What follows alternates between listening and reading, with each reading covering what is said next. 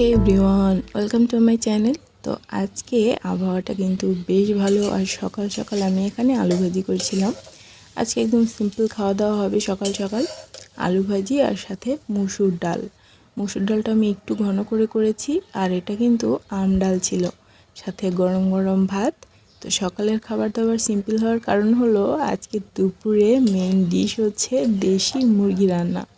মুরগিটা আমার মা বাড়ি থেকেই নিয়ে এসেছে। তো আমি এখানে সমস্ত মশলা রেডি করে নিয়েছি, আর এটা কিন্তু সবই বাটা মশলা। দেখো মুরগিটা এত পরিমাণে তেল হয়েছে যেটা বলার নয়, আর ডিমও হয়েছিল। তো আলুগুলো কেটে নিয়েছি, সমস্ত মশলা আমি একসাথে কষিয়ে নিয়েছি। এখানে টমেটো দিয়ে দিয়েছি।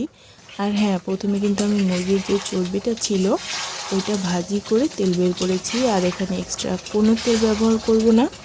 মুরগির তেলেই যদি মুরগি রান্না করা হয় সেটা কিন্তু খেতে অনেক বেশি টেস্টি হয়।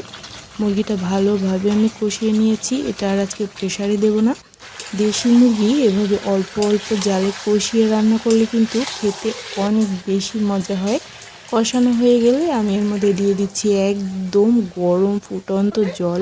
ঝোল দেখে আবার তোমরা ভয় পেও না, কারণ মুরগিটা সেদ্ধ হতে সময় লাগবে। এটা একবার ডিম দিয়েছে।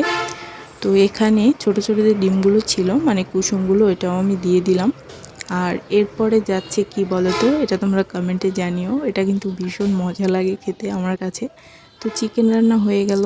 আবহাওয়াটা একটু মেঘলা। চলো এবারে ভাত নিয়ে বসে পড়েছি।